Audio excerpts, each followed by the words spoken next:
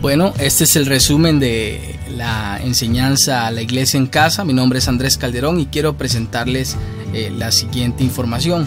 Pues la iglesia en casa es el título de la enseñanza que me tocó dar ayer, domingo 12 de noviembre del 2019. Y para empezar, les pregunté a ellos, bueno, ¿qué es la iglesia? Para empezar a definir un poco el significado.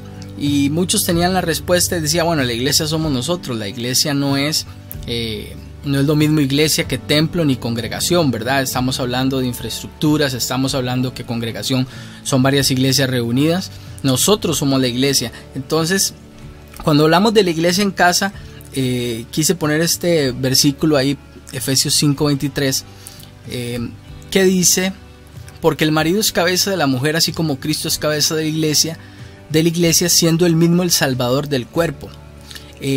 La palabra cabeza aquí no significa el que manda, no significa el que ordena, no significa el que está sobre la mujer o sobre la esposa, no es el que tiene la última palabra, sino me gustó mucho una explicación que me dieron hace algún tiempo que dice que la palabra de Dios es agua viva, ¿verdad? Y hay muchos versículos que tienen esta interpretación de la palabra o de la relación con Dios, ¿verdad? Él es agua viva, Él es el manantial, Él es el que nos purifica, la palabra nos purifica. Entonces, cuando alguien se va a sumergir al agua y lo hace de una manera que lo disfruta, normalmente lo hace de cabeza, ¿verdad? Se tira lo que nosotros llamamos un clavado en Costa Rica. Cuando la persona se tira de cabeza, lo primero que se sumerge en el agua es precisamente la cabeza, antes que el cuerpo. Entonces el compromiso de nosotros como hombres, como varones, como esposos, como padres, es ser ese que asume el compromiso de dirigir una familia y de decir por dónde vamos, cuál es el rumbo. Necesitamos orar, necesitamos leer la palabra, necesitamos vivir conforme a como Dios quiere que vivamos. Entonces esa es la cabeza. La cabeza es el que tiene el compromiso, no tanto lo que nos han enseñado muchas veces, el privilegio. No, es que yo soy el privilegiado porque soy hombre, entonces yo mando. No, usted más bien tiene el compromiso. Usted es el primero que tiene que mojarse los zapatos, ¿verdad? Usted es el primero que tiene que entrar al agua. Usted es el primero, el que tiene que ir adelante, el que tiene que abrir brecha. Ese es el marido, el esposo, la cabeza. Y aquí vemos un ejemplo de Sofía, de 10 años, que dice: mi papá a diario le recuerda a mi mamá que él es el que manda en la casa, que no se le olvide lo que dice la Biblia, dice Sofía, ¿verdad? Este es un ejemplo de muchos y a muchos les causa gracia, pero realmente esto es lo que vivimos en esta sociedad donde muchas personas no han entendido que no se trata de machismo, no se trata de mandar, de manipular, se trata de ser el más humilde en entender que debemos de buscar de Dios. Como dice la Biblia, ¿verdad? Aquel que quiere ser el más grande tiene que servir a los demás, tiene que humillarse. Esta pantalla nos ilustra lo que quisimos poner es la exposición de sus hijos, de nuestros hijos, al aprendizaje bíblico, ¿verdad? He escuchado muchas señoras o muchos papás que dicen: no, es que necesitamos ir a la iglesia porque ahí es donde el chiquito aprende de la palabra. Y sí, en la clase bíblica ellos pueden aprender, pero de un 100% del tiempo que pasamos con nuestros niños, un 14,2% representa el día domingo y el 85,8% representa todos los días de la semana. Y si quisiéramos hilar más delgado, podríamos decir que es menos de ese tiempo porque la reunión o el culto muchas veces es de 2 horas. Entonces es como para sorprendernos realmente o más bien empoderarnos de lo que nosotros tenemos en nuestras manos, la herramienta que tenemos como padres. Dice: los niños aprenden más de lo que ven que de lo que nosotros les decimos. Y es bueno reforzar lo que nosotros decimos, pero es más bueno reforzar lo que nosotros hacemos, porque ellos nos siguen, porque ellos nos ven, porque ellos dicen: bueno, donde va mi papá voy yo, a como actúa mi papá actúo yo. Y eso permea tanto la vida del niño que cuando usted se da cuenta, tiene los mismos gestos del papá, los mismos gestos de la mamá. Usted dice: mira, salió igual el papá. Bueno, ese es el compromiso, parecernos a Jesús para que ellos se puedan parecer a nosotros. Como dice una canción, ¿verdad? Señor, yo quiero ser como tú, porque Él quiere ser como yo. Entonces, en 2 de Timoteo 4, 1 al 2, lo que quiero rescatar es lo siguiente. En la parte 2 de este versículo dice que prediques la palabra y que instes a tiempo y fuera de tiempo. Redarguye, reprende, exhorta con toda paciencia y doctrina. Ese a tiempo y fuera de tiempo podríamos dar toda una enseñanza sobre lo que significa tiempo y fuera de tiempo.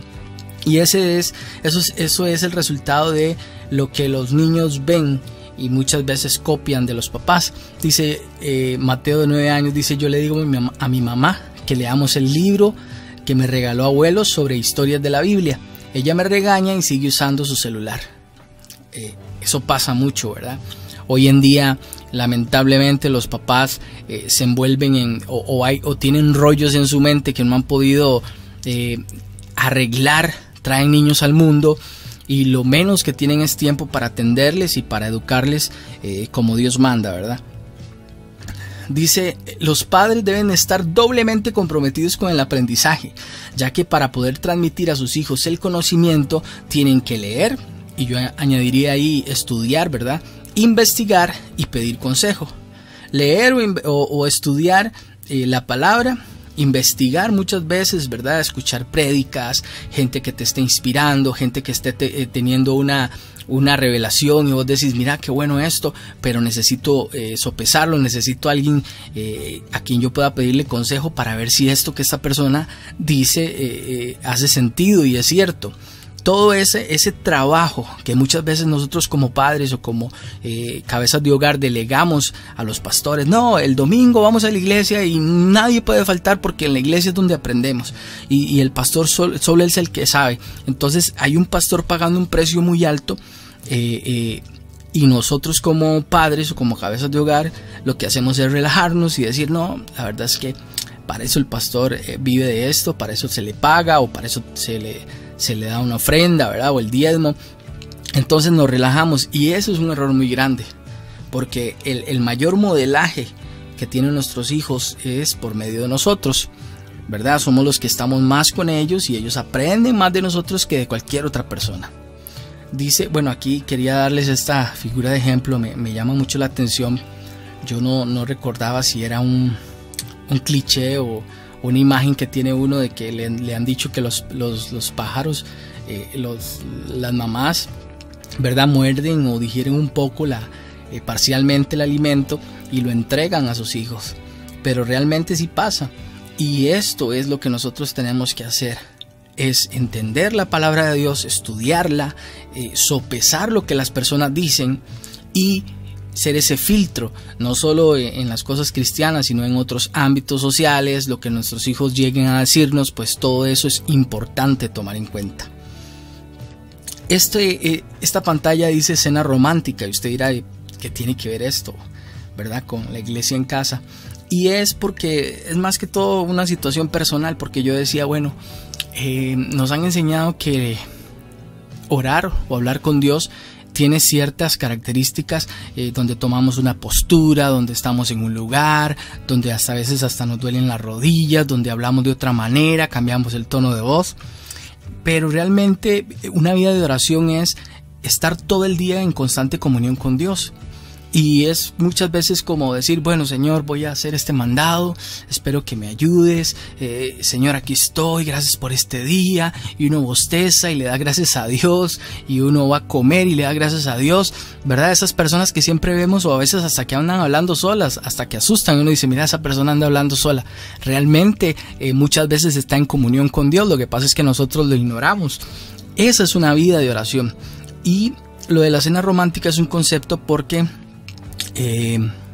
donde se me cayó a mí toda esa informalidad que muchas veces uno dice: ¿por qué todo tiene que ser tan formal? ¿Por qué todo tiene que ser tan rutinario, verdad? Y recordaba que una vez, o lo he escuchado varias veces de mujeres que dicen: es que yo le agradezco a mi esposo que él hace el desayuno cuando voy para el trabajo, o de vez en cuando y salimos a hacer compras y siempre andamos juntos. Pero qué bonito es cuando las cosas se planean. Qué bonito es cuando hay detalles, qué bonito es cuando nosotros vemos que las cosas están caminando diferente, que uno dice, mira, puso velas, puso las copas, hizo una comida especial, y se tomó el tiempo para que las cosas sucedieran de otra manera. Y eso es el nosotros decir, bueno, a nuestros hijos, sí tenemos que salir de un molde, pero sí es necesario esas etapas formativas, sí es necesario que haya un horario, un culto en el hogar, tales días, con tales horarios, porque eso es formativo. ¿Cuántos niños nosotros pequeños no decíamos, bueno, ojalá que no existiera la escuela porque hay que entrar a las 7 de la mañana y si entro tarde me hacen una boleta, o en el trabajo, si yo llego 20 minutos tarde me amonestan y me pueden despedir? Pero todo eso, esa etapa formativa forma nuestro carácter, nos hace personas disciplinadas, y es necesario también esos espacios formales. Y aquí está donde dice, bueno, la iglesia en casa, nosotros en la casa, los padres, los hijos de Dios, los que estamos en la casa, somos esa gran sombrilla o ese gran domo, y dentro de esa definición de iglesia en casa se encuentra el culto familiar, que el culto familiar es un espacio ya destinado donde decimos, bueno, va a durar 1 hora, va a ser tales días, y los niños pueden decir, bueno, es que qué pereza, que hoy que hay partido, lo que sea, ¿verdad?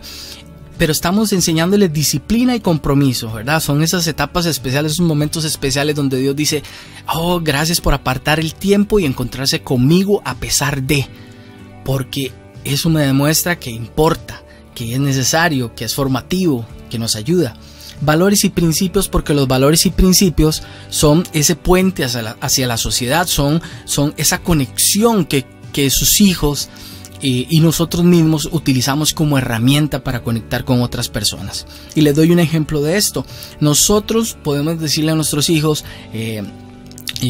fumar no es bueno, ¿verdad? Y hay personas que dicen, bueno, es que fumar no es bueno y usted se va a ir al infierno y eso es del diablo. Entonces usted ve un chiquito que anda repitiéndose en la calle, es muy poco asertivo, es más bien muy simplista. Pero cuando nosotros le enseñamos a nuestros hijos valores y principios, y son disciplinados, son estudiosos, son primer promedio, y alguien les pregunta, ¿usted qué tiene? ¿Usted tiene algo diferente? ¿Hay algo diferente en usted que yo veo? Entonces ahí es donde usted tiene la oportunidad de decirle, ok, ¿usted quiere saber qué es lo que yo tengo? Bueno, vengo de una familia con valores y principios, pero una familia cristiana, ¿verdad? Es como vender el producto de otra manera, o ofrecer el evangelio de otra manera, diría yo, ¿verdad? No vender un producto barato, sino ofrecer algo que vale la pena, que hay que cuidarlo, y es nuestra relación con Dios, que eso vale mucho.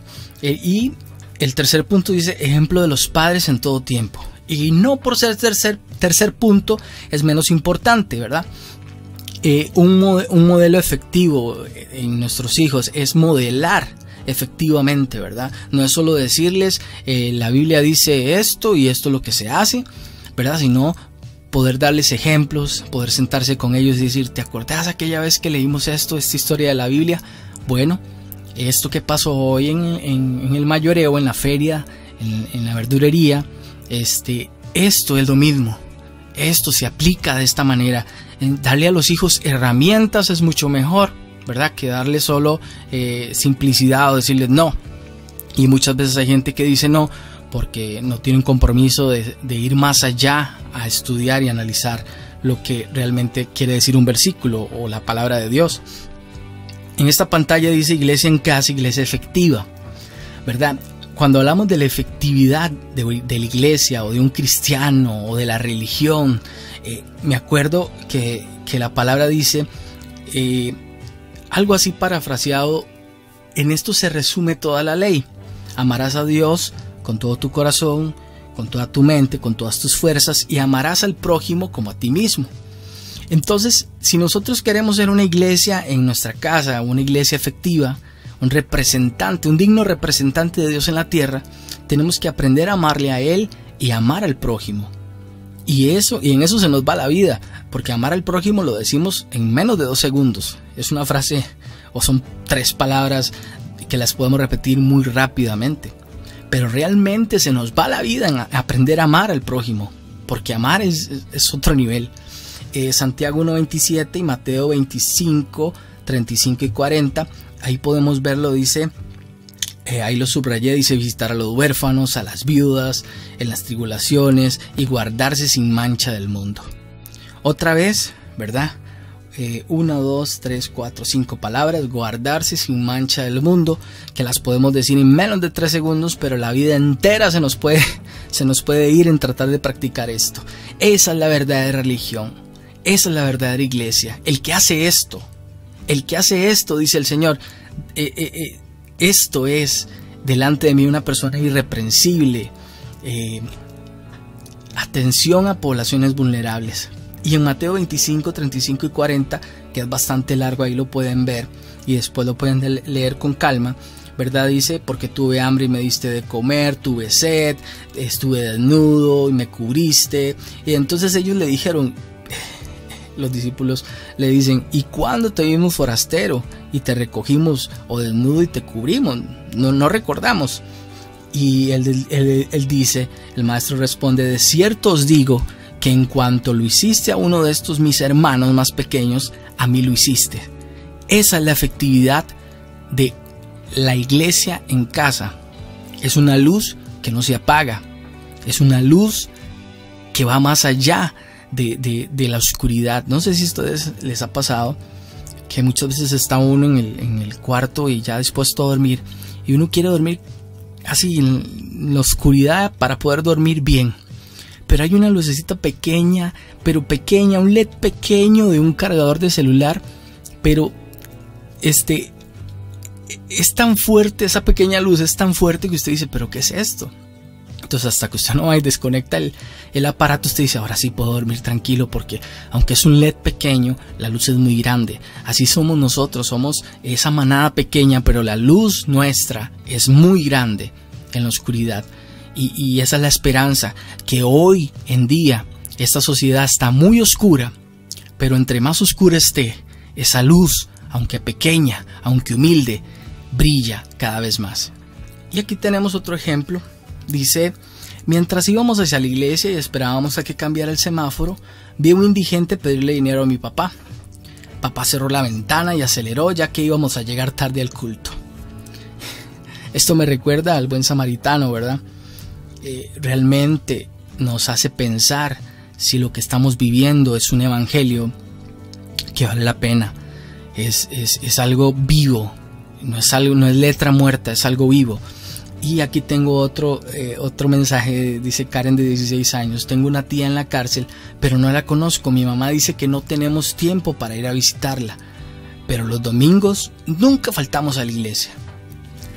Eso es realmente, eso golpea y nos hace entender que el evangelio es vida, que si nosotros no estamos para impactar a los que están alrededor de nosotros, no podemos estar pensando en ir al otro lado del mundo a hacer misiones, porque eso me encanta, porque eso me llama la atención. Y ahora sí, cuando nosotros tenemos una base sólida en nuestra familia, nuestros hijos, nuestra casa, podemos abrir las ventanas, abrir las puertas, ¿verdad? Y que las personas entren, que más bien la gente diga: ¿qué es lo que tiene esa gente diferente que yo quiero ser como él, ¿verdad? No que digan: no, mi vecino, no sé, mi vecino es tan extraño que todos los domingos se pone una corbata, se viste bien, la esposa se pone un vestido que le llega abajo de la rodilla, y los chiquitos también, ¿verdad? Como se disfrazan. Para el mundo muchas veces es eso, es un disfraz, ¿verdad? Porque si yo le pregunto a usted reconoce al vecino de la derecha, el de la izquierda, el que vive atrás, el que vive adelante, y nosotros muchas veces sabemos las problemáticas. Decimos: bueno, el vecino de la izquierda, yo sé, es alcohólico. El de la derecha, pues le pega a la esposa y ha abusado de sus hijos. El de del frente es un hombre machista, y atrás es gente con problemas de drogas.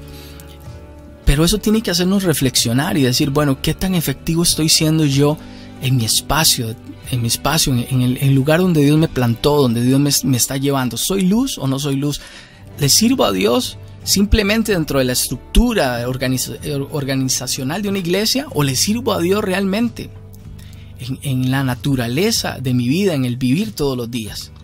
Y este es un resumen del mensaje, ¿verdad? Quisiera ser más amplio, pero en realidad a veces puede ser redundante, de lo que es la iglesia en casa, de esta enseñanza. Y muchas gracias por la atención, muchas gracias por el tiempo de haberlo escuchado. Dios te bendiga, mi nombre es Andrés Calderón.